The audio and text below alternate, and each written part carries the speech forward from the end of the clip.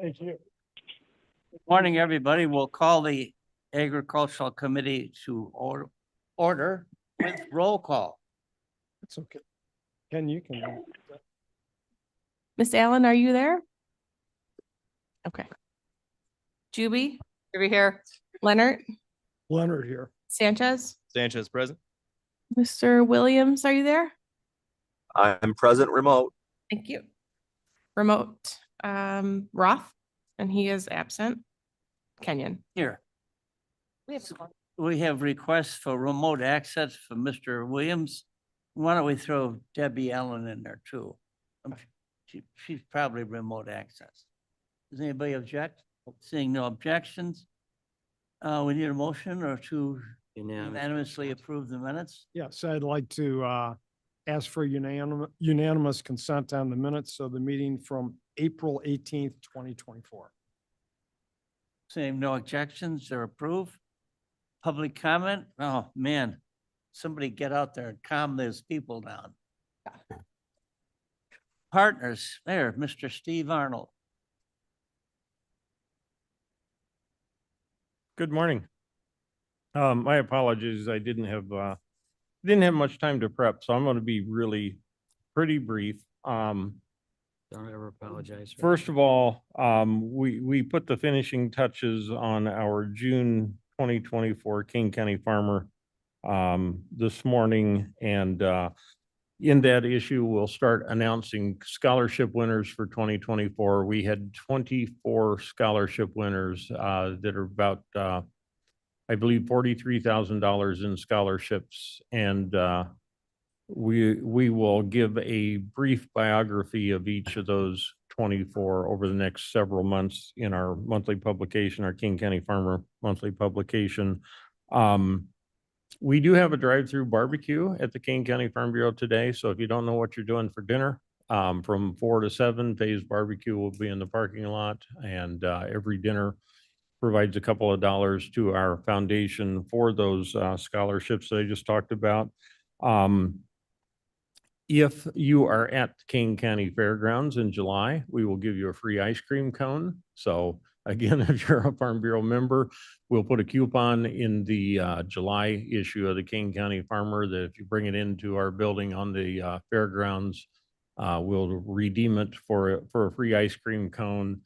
So I hope it's not hot, but I do hope to see you at the fairgrounds in July. And then what is top of mind for us right now as the Illinois General Assembly wraps up its spring legislative session is a piece of legislation called the Farm Family Preservation Act. And I can't even give you the bill numbers, but the bill numbers don't matter. What matters is as the General Assembly is wrapping up the budget for the next fiscal year, this will be one of the topics that they are talking about. Currently, the estate tax exemption under Illinois law is $4 million. And if your farm estate exceeds $4 million, you pay the estate tax on the first dollar, not the first dollar over 4 million, but on the first dollar. And so we have had some legislation out there that would raise the estate tax exemption to $6 million for farms and farmers, and that the tax begins after the $6 million threshold. So we have what we call an action request out to our members right now to contact their state legislators, state representatives, state senators, and to encourage them to consider some of the provisions of the Farm Family Preservation Act as they consider the budget negotiations to wrap up this session of the General Assembly. That's all I have at this time. Mr. Shepro asked me a question. Tell us the average size of a farm. He can take wherever, Kane County or the state. I have to admit, I'm not well prepared for that, but I think the average farm size, if you look at the Census of Agriculture, is about 230 acres. By the way, that just came in the mail again. Census? Yes. Okay. It's real pain. So I can't do the math in my head, but if that's an owned 230 acres at $12,000 to $14,000 an acre, just the bare value of the land is probably well over that $4 million threshold, and that doesn't take into account, The machinery kills. it, right, too. doesn't take into account any of the personal that fancy property, farm pickup equipment, truck, the buildings, that kind of thing. combines. So, Tractors. Of course, a lot of the farmland is leased, not owned, right? correct. You had a question? Yeah, I was just gonna say with you said the dinner tonight, is there a way to just donate online if you can't make it? Or, Oh, you can always donate online. yeah, okay. I knew that was the answer, but just specifically for, so it goes towards the event, so it helps that. You know, we have not set up anything online for the drive-through barbecues, and we do after this week. We don't do one the final Thursday in May, but we will do them every Thursday in June, July, and August. We do have a QR code. We have a vintage truck raffle, and we have a QR code for that truck raffle that will take you to a site that you can actually make a contribution to buy truck raffle tickets, or just make a direct contribution to the foundation, or where you can buy tickets for a September fundraising gala that we have coming up. So I can share the QR code with you. Okay, All yeah, right. great. Thank you. Mr. Leonard? Thank you, Mr. Chairman. I just wanted to mention, Steve, that on 238 acres at $12,000 to $14,000 per acre, it equates to on an average about $3 million per farm. Okay. The other thing that I didn't mention, and I'll mention this just for the comic relief. I met with the Sierra Club and oh shoot, now I can't remember the name of the organization. But we had a meeting yesterday to talk about, there's legislation in the General Assembly to declare the first week of March in 2025 as Soils Week. And we met yesterday to talk about activities in and around Soil Week 2025, and I shared several of the resources that the Farm Bureau has and several programs and activities that we do. And one is called Soil Your Undies. And it encourages school children, school classrooms to go out and buy new packs of cotton underwear and bury them 2 to 4 inches in the ground under several different types of ground cover. So you can bury it under your lawn, you can bury it in your garden, you can bury it in a farm field, and then dig them up after about a 6-week period to see how much decomposition has occurred as a result of the microbes in the soil. And so I think that next year, the Sierra Club and the Farm Bureau and some other partners may be promoting Soil Your Undies in March and April. So like I said, I just mentioned it for comic relief. Leslie? So I just texted the chair of legislative, to ask her to ask our lobbyists to support Senate Bill 2921 and House Bill 4600. So hopefully we can have a little bit more oomph down in Springfield for that bill. Thank you very much. If there's no other questions, oh, I'm sorry, just because Debbie's not here. Right. What do you want? Extensive research has disclosed that today is National Eat More Fruits and Vegetables Day All right. And barbecue. and barbecue. Good day, Mr. Chapo. It was Vanilla Pudding Day, as I recall. Pudding day. Anyway, maybe we could come up a better day in the future. So let's move to Matt Tansley, livestock market assessment. Good morning. Thank you. I'll let my slides get pulled up here. So today I wanted to inform the committee that we have concluded our livestock market assessment. So we did finalize the report for this assessment within the last week. We didn't have time to get that published with the finished agenda, but we do have a final copy of that today. So I want to go through some of the findings of this report in summary, just to kind of show how the report sections break down. So the top group of sections is basically the information that was covered by our consultants, New Venture Advisors, during their presentation back in January. So I'm not even going to get into that because that's pretty much the same information that was previously presented. But today I want to go into the last two sections, which is the system capacity models, and then the market access strategies, which are basically actions and recommendations that the county could take with partners to address some of the issues that have been identified in this analysis.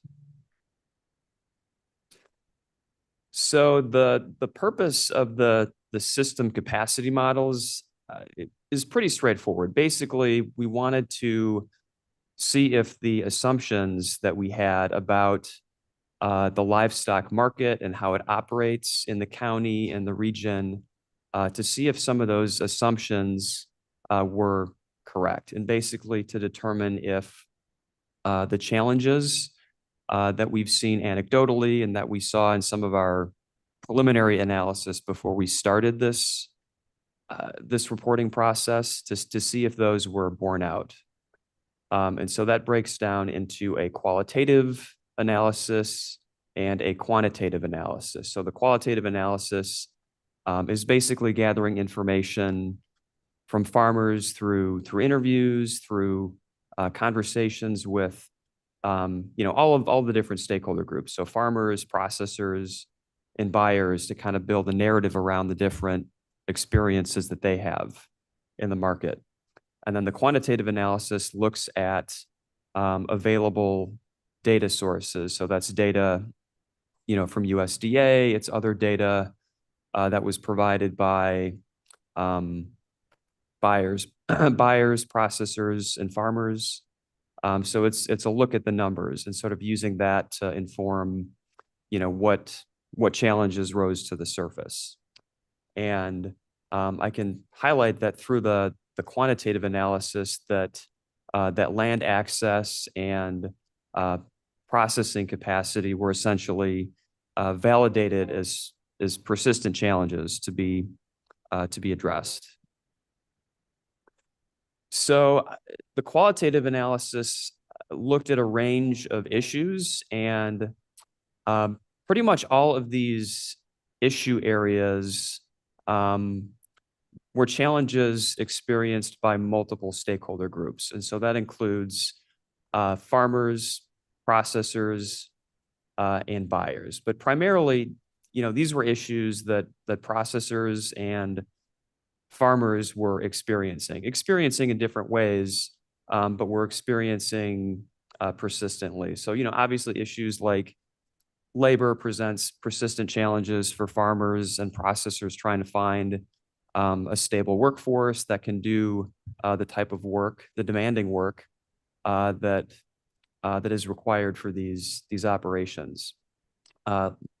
Land access for farmers, obviously, in terms of the cost and availability of land that's suitable for for grazing, site access. There are also challenges for processors that are a little bit different, but there are also challenges as far as finding suitable sites to stand up a processing facility.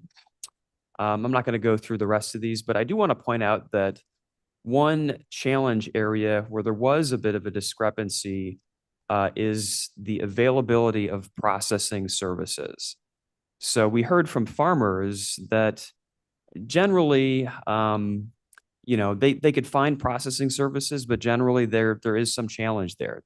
They do have to drive, pretty significant distances.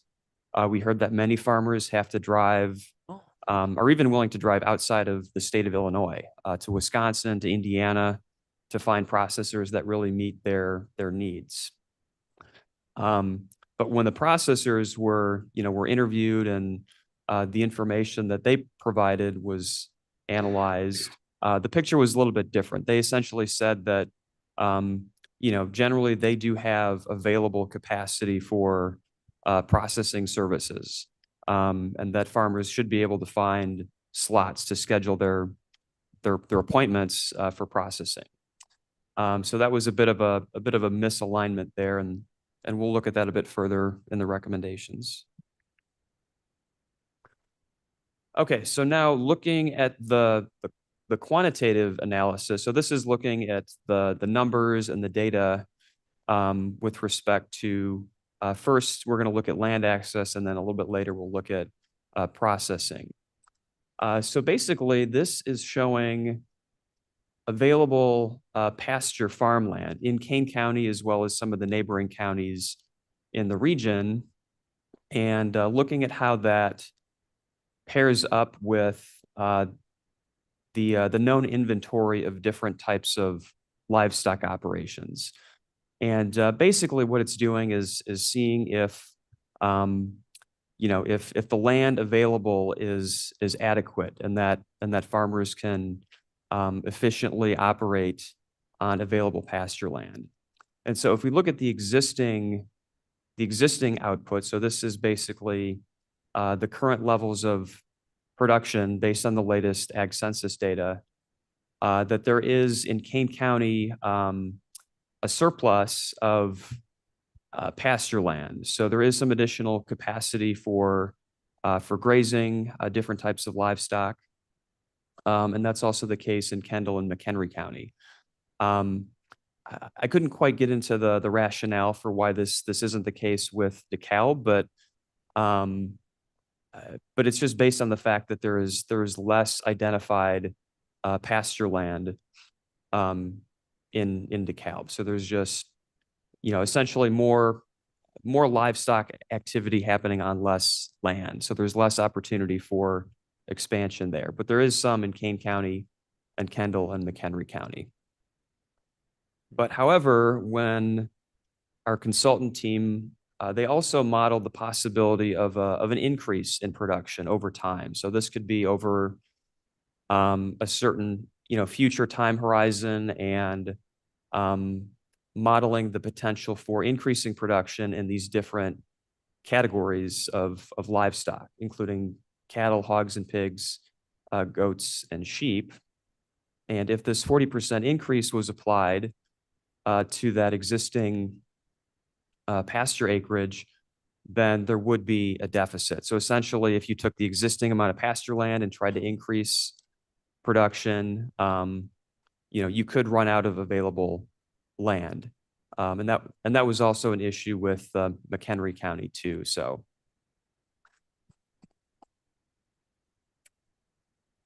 okay. And so now looking at, so just to kind of summarize that last set of slides, so essentially that validates the perception that land access is a challenge. I mean, obviously there are other issues as far as affordability, but in terms of looking at available pasture land, that could be a limiting factor in the future for Kane County. So now when we look at processing capacity, so this basically looks at the region, and so this data is based on kind of an average processing set of services from 5 processors, and it was applied to the larger region. And so when we look at the region as a whole, there is essentially a mismatch. And so you have, pretty significant volumes of, cattle, hogs, and lambs that need to be processed. But within the region, there's a much smaller capacity to do that. And that's, obviously a very significant mismatch when you look at hogs, which is essentially over a tenfold mismatch with capacity and volume. So this kind of explains a little bit why these farmers might be looking outside of the region, going to Wisconsin, going to Indiana to meet some of their processing needs, and going outside of the region, maybe to central Illinois or further south. So this essentially validates the perception that processing capacity is an issue, and could be limiting farmers' ability to grow their operations. Just a second.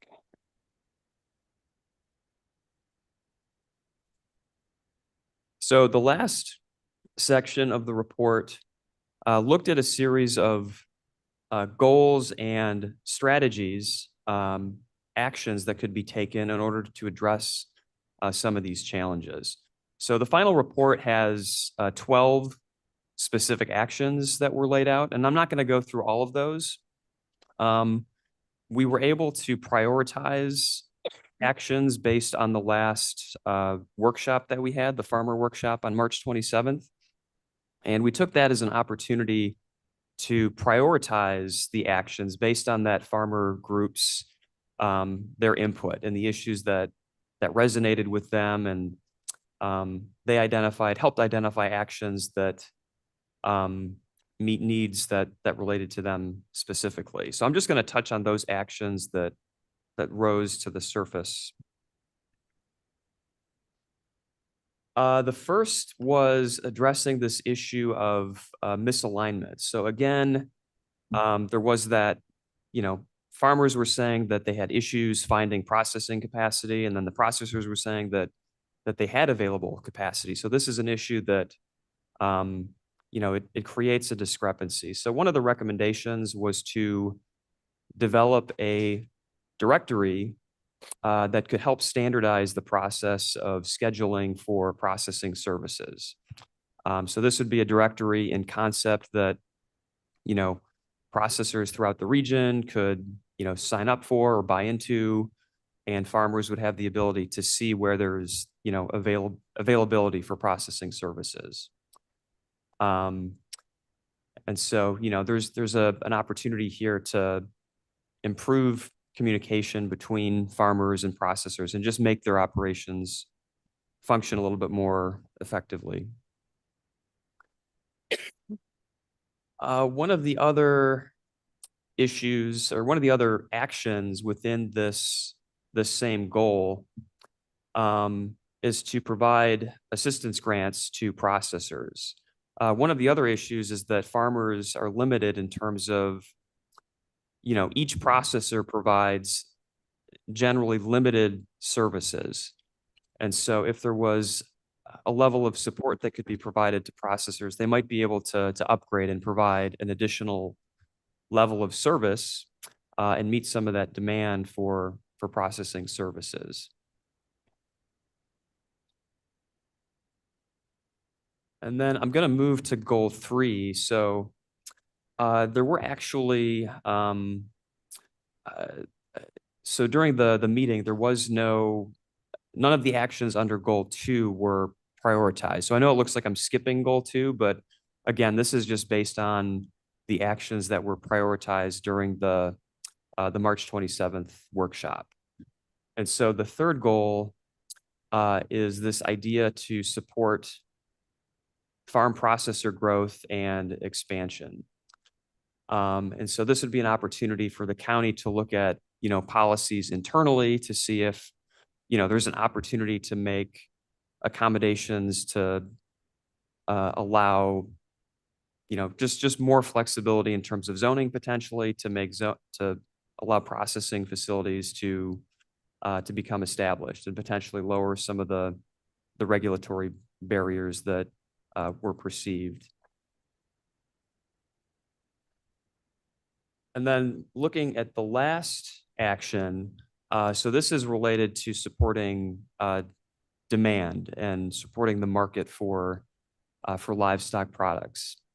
And the recommended action was to work with the Farm Bureau and partners to drive demand through coordinated marketing campaigns or activities. So it really speaks to this idea of, promoting local livestock as a market opportunity and just, and we've heard persistently from farmers that there is need for public education around the sale of their products, because they do have to overcome that barrier of cost, competing with, wholesale products in the same categories.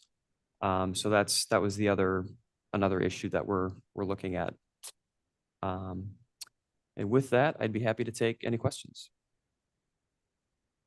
Any questions?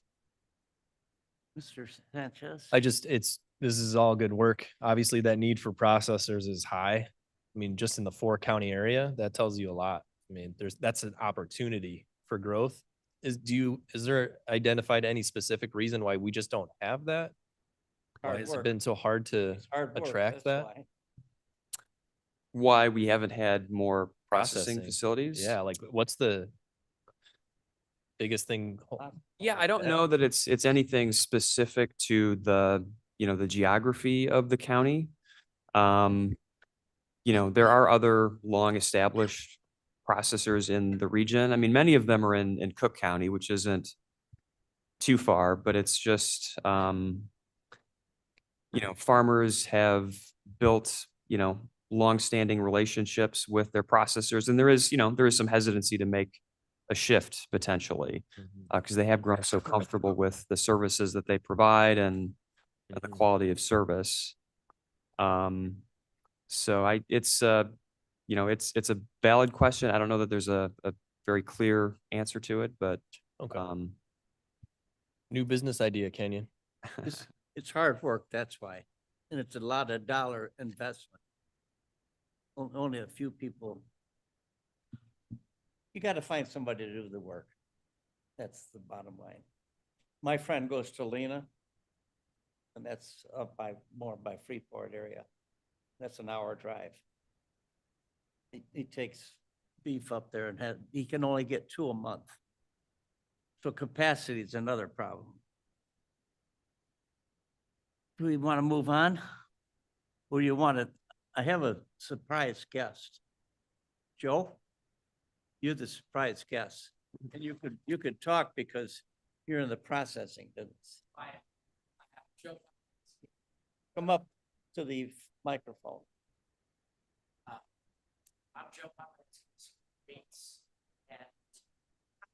Like you're a rock star.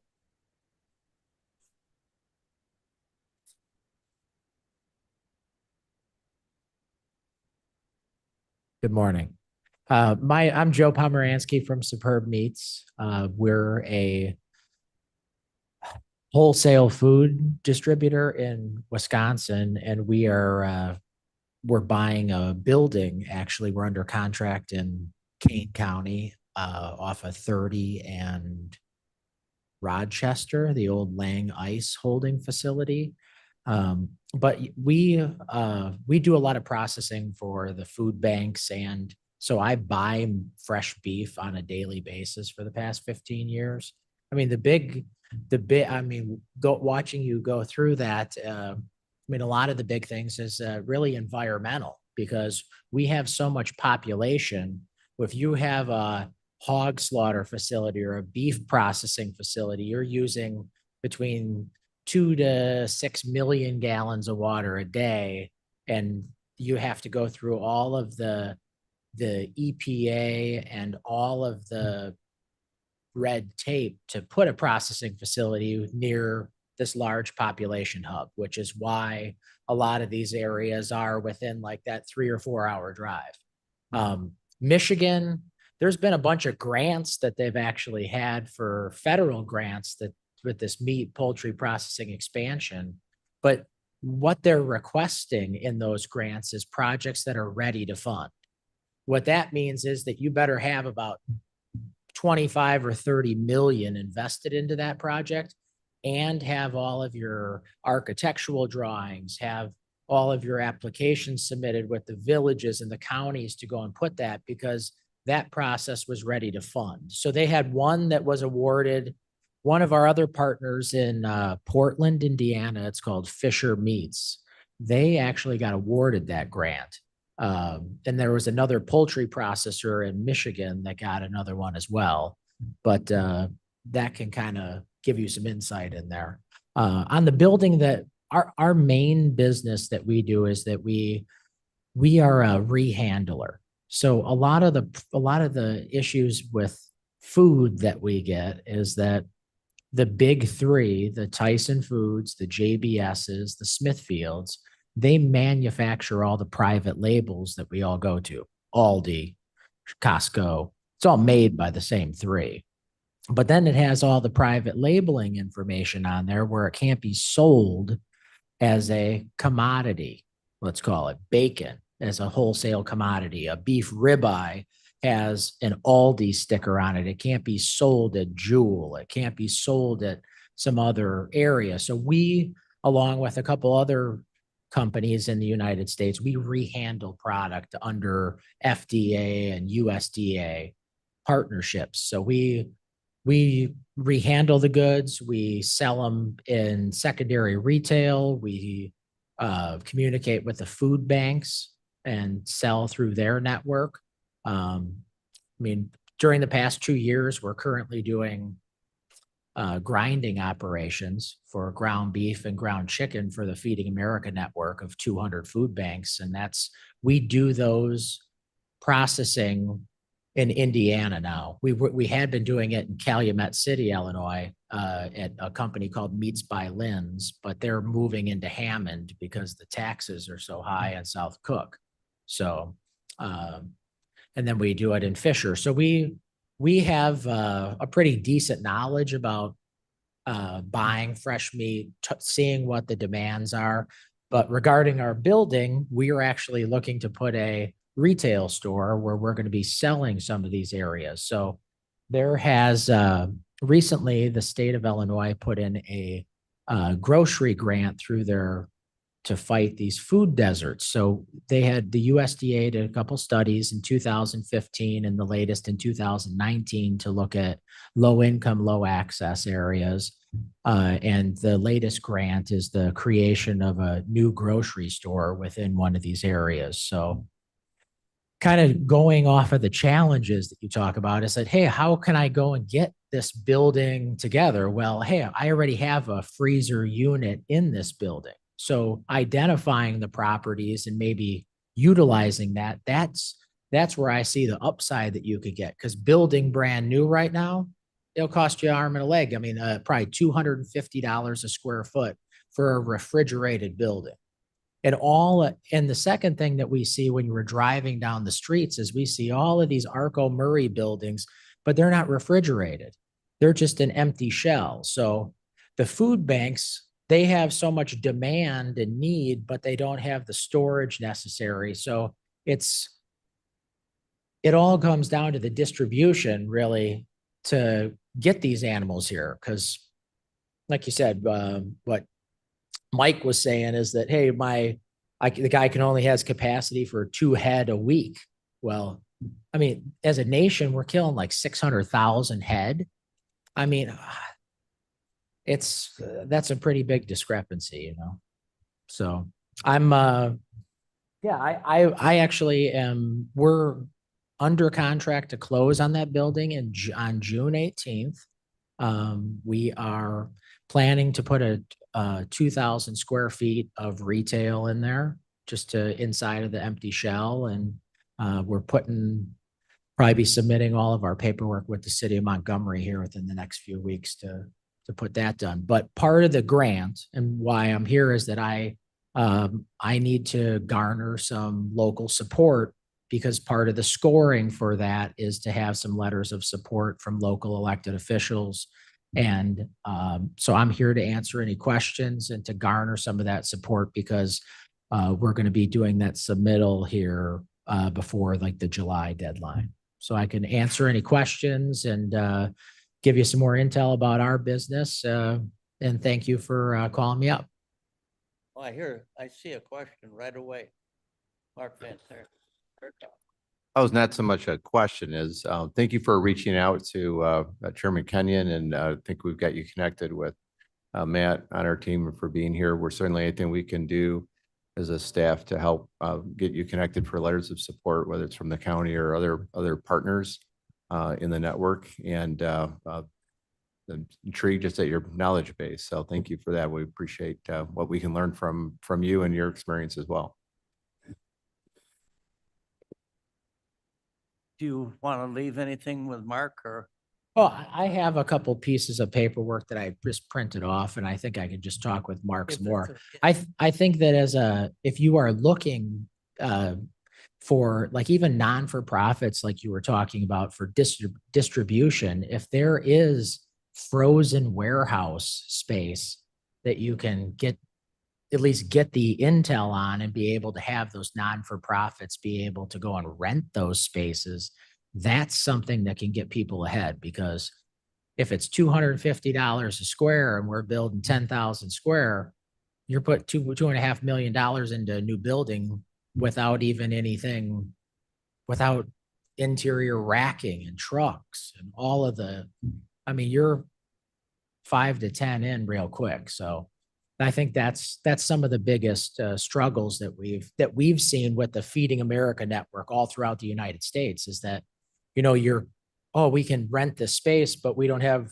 storage to store produce or stuff under refrigeration that we have to get out to our people. And that's some of the things we've had. Even some other things that you might want to put together is they have 40-foot shipping containers that you can drop right in the parking lot that you can drive in with like a forklift right on palletized goods. But that's just for a short-term type of holding. But that's been good in some of these areas that we've had a lot of demand in. But we're currently doing for manufacturing right now, we're doing about 20 truckloads of ground beef each month and about 15 truckloads of ground chicken for the Feeding America network. We ship as far as Alaska to the Alaska Food Bank through Seattle, lot in Arizona, Texas, New Jersey. And part of that's even, then we do USDA business as well. So the USDA comes in and buys food. They have a whole list full of food items that you can buy. And the goal is to get on, we're an approved supplier on that list, but I guess that if somebody was coming in and wanted to get into this industry, like getting some of those contracts could kind of jump you up. But I don't know. It's just a long process. It's taken us 2.5 years to cut through all the red tape with the USDA, and seems like the next step you take, the other guy above him retired or somebody died, and then you're on to redoing what we just got done finishing. So I commend you guys. I'm here to, if you need anything, thank you for your support, and I can leave all my contact info and appreciate you guys. Thank you. Any other questions? We'll look for that grand opening and coupons. That's it, right? Coupons? Coupons and samples? Yeah. Wouldn't you say you're gonna grand opening? I'm waiting to get my my budgetary items back from like the design build firm. So I'm probably thinking if I could probably have a soft opening in Labor Day, I'm thinking with all of Which year? What'd you say? Which year? Yeah. It's- All righty. Now we know what some of the problems are. You just don't go out and do it. All right. You want to move on? Water resources? Good morning. Just as a bit of background, if you recall, we worked closely with the Farm Bureau on our 2019 Kane County Stormwater Ordinance update. In the agricultural section, what we really wanted to achieve was to work with the NRCS practices that a farmer would already be doing and couple those with any kind of stormwater requirements. And so we really minimize the amount of farmable land that's being impacted by any drainage requirements. We're excited to be working with Janice Hill of Mark's team on a grant to do 3 demonstration projects on our local farms here to show those types of practices to other farmers. And so we've signed an agreement with Hay and Associates, and they're going to start working on those 3 farms. And I will bring back to the committee some updates once we get those projects underway. Thanks. Any questions?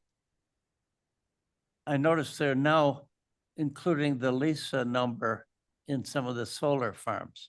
Explain that number to us.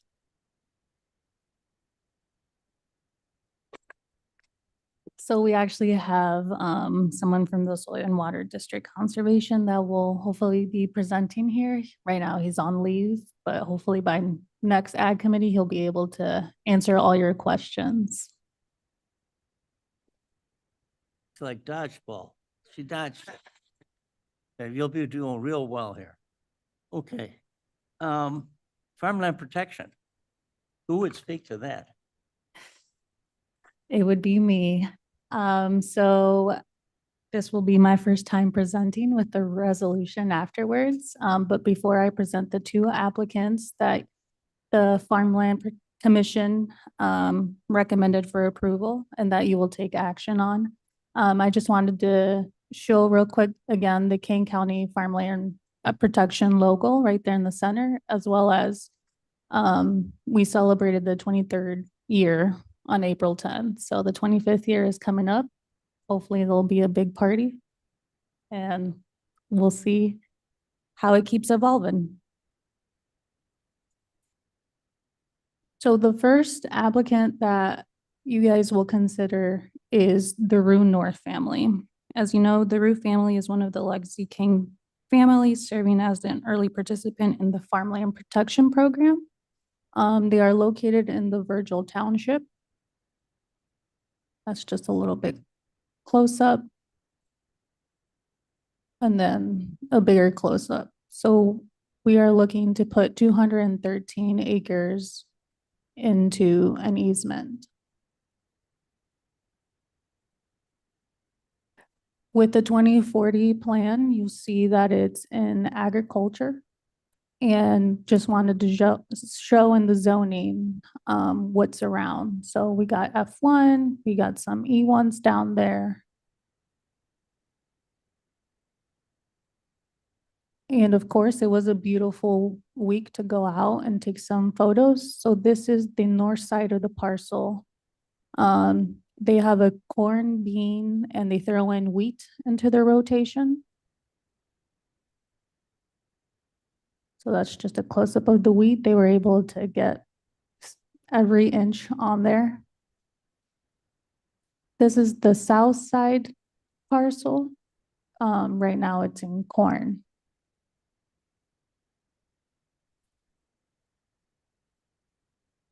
So the application provides the opportunity to address land conservation along with habitat protection, water quality, and soil health. NRCS, the Kane Soil and Water Conservation District, and Kane staff will also assist the Rue family with conservation planning and metrics to identify opportunities to further support conservation goals. Before I move on to the second applicant, are there any questions? So the second applicant that you will be considering today is Mr. Long. He is in the Big Rock Township area. Close up right there in the yellow. And you will be considering 67 acres on Mr. Long's property. As just a quick reminder, we don't put homes into the easement, so that northwest section will not be part of the easement. You will see that there's also a little break in between his parcels. That is because ComEd owns that, so that will not be put into the easement either. Here it is in the 2040 with it being agriculture. In the zoning area, mainly F.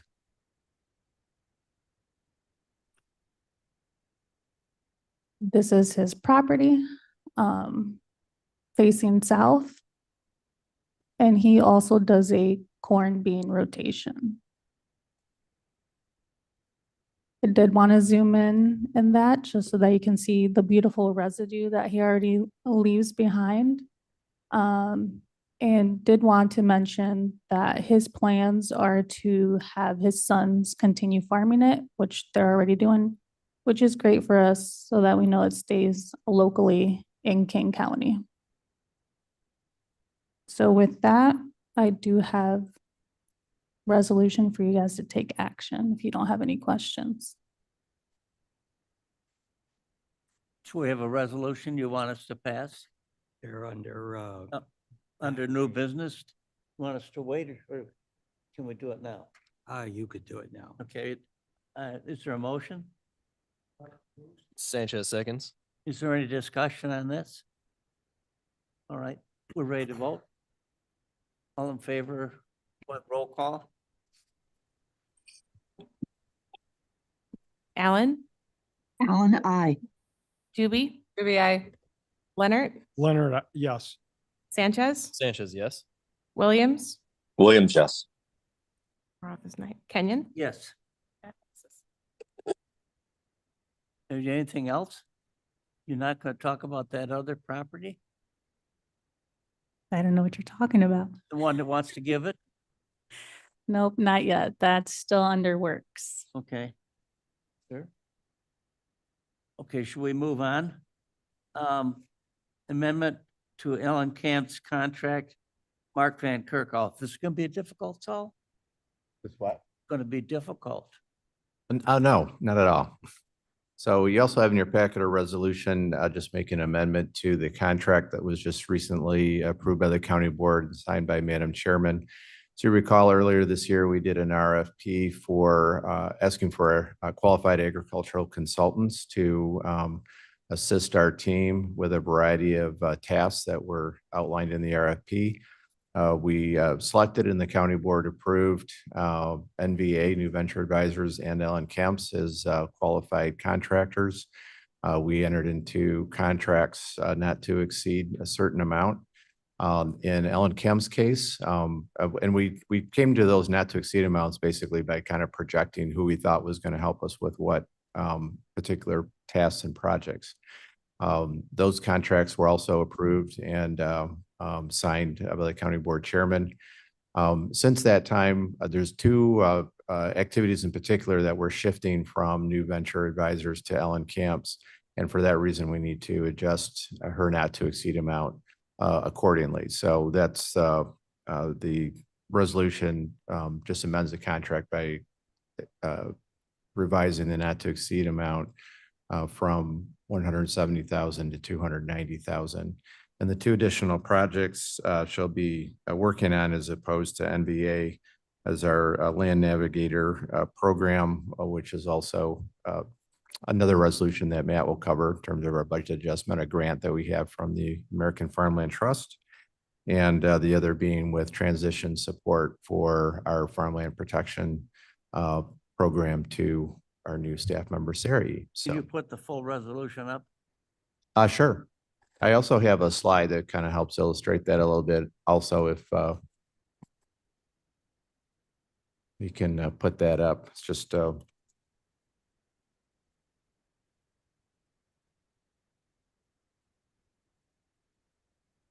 the two things in bold under the top are the two activities that we're shifting over that we were projecting we're going to have NVA do and we're going to have Ellen Kemp's handle. So that's the need to increase her not to exceed amount by 120,000. And then the other things we already had projected her to be working on with us. And if you want, we can put the resolution up now too. And then if there's any questions, happy to answer those. Mr. Sanchez? Is there a reason why New Ventures isn't gonna handle those two projects? It's a common, we kind of projected who might do what. They're very busy right now, as you can see, obviously with one of our projects as well. And starting to negotiate what those would look like.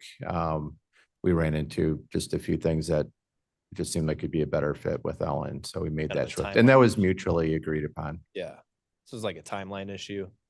Both a capacity timeline and just the structure of how the services would work.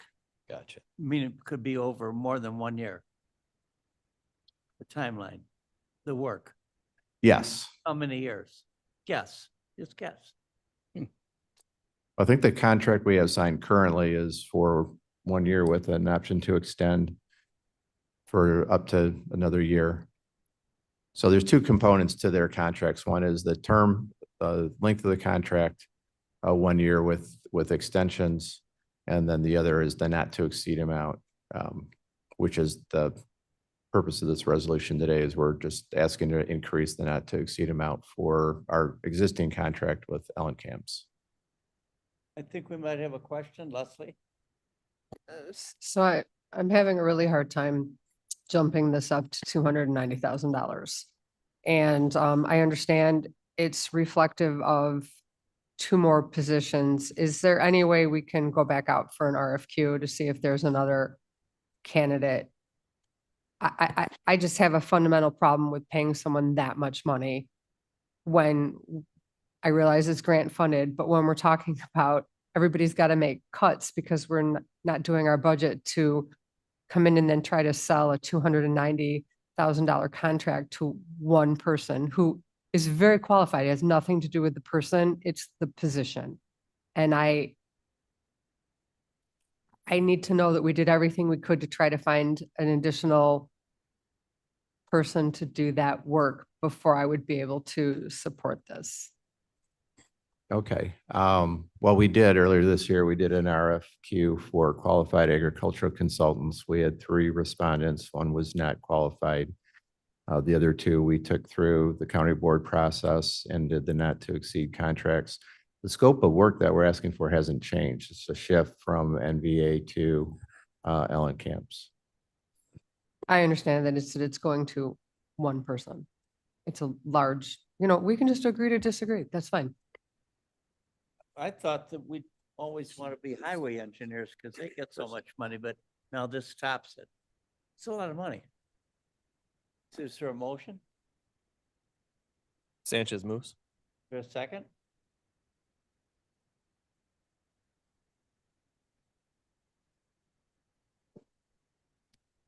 No second. In the interest of debate, I'll second it. And it should go before the whole county board anyway. Yeah, this resolution would go next to the executive committee and the full county board. Not to finance. Why- yeah, Wait, why does it finance go to first. finance? Should go to finance. shouldn't Because it? it's not county budget. Oh, good point. It's a Okay. grant, yeah. But we should discuss it, so. Sir? I just want to make a comment. To me, we're paying for work that needs to be done. We had 2 vendors that were approved, one that isn't able to actually meet our specifications. So we still have one that's already approved. This is a pretty easy one for me. Work's got to get done. They can handle it. Money isn't any more than it would have been, so I'm comfortable with it. Okay. Mr. Leonard? Thank you, Mr. Chairman. Mr. Van Kerkhoff, going from 170 to 290 in the resolution, it reads, for delivery of additional project services. What are those services? Sure. So those are, if you go back to the other slide. It's for the assisting us with the 1 year, 1 of the Land Navigator program, which Matt's going to be covering. That's a grant that we have from American Farmland Trust for helping navigate transition of land ownership for farms and farmers, and then transitioning support for our farmland protection administrator. Spelled budgeting. What? Spelled budgeting. They misspelled budgeting. You misspelled a word, budgeting, right? Budgeting, yeah, all right. Our crack lawyer figured that out. So So I get the- seeing no more discussion, we'll vote on this to move it forward. Roll call. I second it.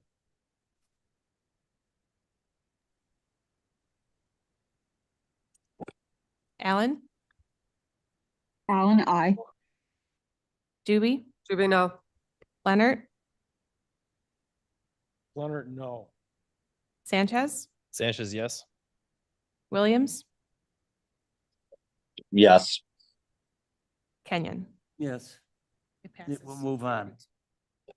It's not a slam dunk, sir. I want to say, at this time, I heard this morning on the radio that the farm bill is moving forward, which it's like a snail going between here and the